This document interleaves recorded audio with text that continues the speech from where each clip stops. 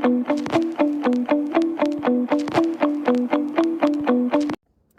course, on the one day I decide to give YouTube another shot, it is raining, and the setup that I thought was going to work is less than spectacular. Anyways, this is trial, I don't know, 5 now of trying to do YouTube and take it seriously. And at some point it has to stick. At least that's what I keep telling myself. So maybe this is the time that I'll take it seriously and actually try. Seriously though, I did take a reassessment, kind of looked internally, see what I wanted to put out into the YouTube space, because there's obviously so many creators and it's kind of hard to narrow it down and make yourself different. And so reassessed, and it is something that I genuinely want to try, and I am beyond tired of wondering, well, if someone I know finds my channel, they're gonna make fun of me, they're gonna think I'm weird and stupid for thinking I have anything valuable to say, but I don't care anymore. So this is hopefully the last try, because I'm gonna really try to make this one work. In this video, I'm going to be talking about my experience with getting diagnosed with ADHD as an adult, the testing process, what to expect, how I even thought I needed to be tested for ADHD. So I really hope that this can help someone, and especially maybe even another adult female, as there aren't that many resources that I had found out for ADHD in adult women. So if you are interested, or if you maybe think that you need to get tested, please keep watching, and I really hope that this can help at least someone. So I think probably the biggest question is, how did I even become aware that ADHD might be a possibility for me? During quarantine, I downloaded TikTok, as I'm sure so many other people did, and TikTok sometimes just really personalizes your FYP too much, and it's a little creepy at times. I kept getting videos about ADHD and ADHD in women and ADHD in adults, and at first I was really thrown off, because it's like, I have never struggled with ADHD, I've never not been able to control myself in a classroom, I've never not been able to pay attention. I did really well in school, but the more I kind of dove into that side of TikTok, the more symptoms, maybe more uncommon signs, I became aware of and actually identified with. The more I became aware of possible symptoms and more of the uncommon traits, the more I started noticing them in myself every day. And I started keeping a list of everything that I felt was my validation for feeling like I had ADHD. At the time, I had a primary care doctor who I trusted very much. She trusted me. We had a really good rapport. She trusted that I knew when something was off with my body. We had discussed my antidepressants so many times, and she really trusted that I knew something was a little bit different maybe. So at my yearly checkup, I had brought up my concern, and I pulled out my list, and I talked to her about everything. I tried my best to kind of build a case, and not that I didn't think she would believe me, but I really feel like self-diagnosed disabilities like that are increasingly more common, especially when you are looking at a possible prescription of Adderall. And so I tried to use examples along with the traits that I felt I had seen in myself day to day and work, just kind of relating back to maybe my time in school and some of the things that I did struggle with that I thought were just personality traits, but actually were ADHD.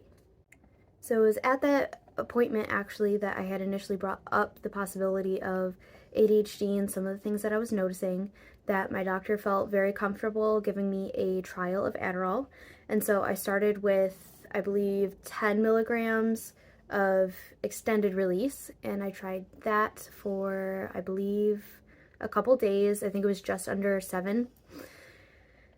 And that was fine, or so I thought. I definitely noticed a difference in my ability to focus. Work was just a little bit easier. I wasn't as off topic in 2 seconds, and I was able to really track things that were assigned to me in the morning, and make sure that those were done by the afternoon if I hadn't already completed them. It was, however, the side effects that weren't it for me.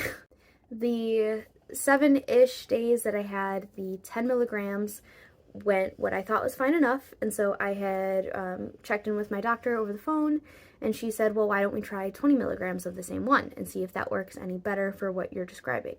And so we tried that, and that is when the side effects got bad enough that I knew that was at least not the right dosage for my Adderall. I was not able to eat. I just had literally zero appetite. I couldn't sleep at all, and I am a very good sleeper. The second I lay down, I'm out. I don't wake up in the middle of the night. I can sleep for 12, 15 hours, no problem. And so we're talking, I would stay up until 2 a.m. I would sleep for 2 hours, and then I would wake up and just be awake. So you can imagine that by the end of a week, working full time and trying to maintain my normal schedule and going to the gym, that was awful, and I was really feeling it by the end of the week, and I needed something to change. So at that point, I had another check-in with my doctor, and I had told her that I had the same issues, just kind of magnified from the 10 milligram to the 20 milligram. And so we tried 20 milligram of immediate release. And that has been what's worked and what I have been on ever since. When you have an Adderall prescription, it is considered a controlled substance, so you need to be physically seen by your doctor every 3 months. I did not know that at the time. Now, obviously, I do. I've been on it for more than 3 months, so I've had a few check-ins with my doctor. That was a cost I didn't expect to incur, because you do obviously have a copay, or at least I do, every time you go to the doctor. So on top of, now adding on needing to get formally tested by a psychiatrist, you're now adding on the cost of a prescription, and every 3 months the cost of a doctor visit. So that wasn't something I was ready for. Luckily for me, it wasn't a deciding factor. The testing was a big cost, and that was kind of a decision I had to make on my own, whether I felt like a official diagnosis and being able to keep an Adderall prescription was beneficial, or if I felt like I could tough it out. Toughing it out is not for those of us who actually have ADHD. Now to talk about the formal testing process. At that very first initial appointment that I brought up my list of traits and examples to my doctor, she gave me a list of testing sites.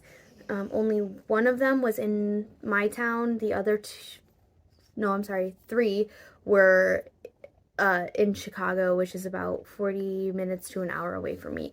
So I obviously was going to try to go with the doctor that was in town, so I didn't have to do so much back and forth. I was not aware at the time that it would be divided into 3 separate sections of testing. Now, what I mean when I say 3 separate sections of testing is that you have your first appointment, which is intake, gathering history about your life, your experience, what you've noticed, your traits that you think you have, and examples. So again, that list that I had came in handy when I was talking to the psychiatrist about my history. Then the second section of testing is when you get actually tested. You go through the process. You have all of these different tests that you have to complete. I personally had 3 self-assessments. I did not choose to have anyone personal to me fill out a questionnaire either. I'm 26. I do not live with my family, so that wasn't exactly useful for me and the stage of life that I was at. And so we had self-assessments, a full day of testing. I'm talking, I think 9 a.m. to 1, and that was on the shorter side of testing that my doctor had discussed with me. And then last but not least, the third section of testing is your results day. So that was a pretty quick appointment. It was scheduled for an hour, and I believe it took right around 40 minutes maybe. So we just discussed all of my results.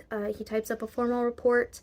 I actually do not have my results on me, or else I would at least briefly show the overall idea. But he types up a full report, and he tested my IQ, which I was not ready for. Different testing segments corresponded to different testing results. And I mean by that, my information processing is above average. It's really good, I guess is the right word. So you get ranked above average, needs improvement, whatever, kind of like a old school report card. You get all of those testing results, and you're able to see section by section what he tested, what the tests were ultimately figuring out, and where you ranked. So what does my diagnosis, now that I have it, what does it look like from then all the way into the future? Well, I feel like I'm able to better identify and cope and have resources to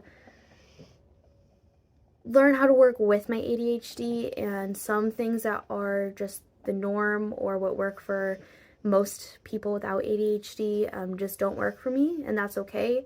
And there's a lot of resources and people to talk to discover ways to work with it and not against it for the sake of being normal or how things have always been done. It's also allowed me to have a really good open conversation with my employer. She actually also has a diagnosis, so she really understands and is helpful. So it's great because I am also now not so hard on myself with things. Obviously, everyone should try their very best to be as good as they can at their job, but sometimes things just happen, and it is related to my ADHD. As far as medication goes, I am on 20 milligrams of immediate release Adderall. I do take that every morning. I try to take it with food. For me personally, I take it right as I get to work. That way, by the time I make my food and I have coffee and I can check my emails, it's in my system that I can then start work and get right to it and focus on everything and have a very productive day. So that is just what's worked best for me.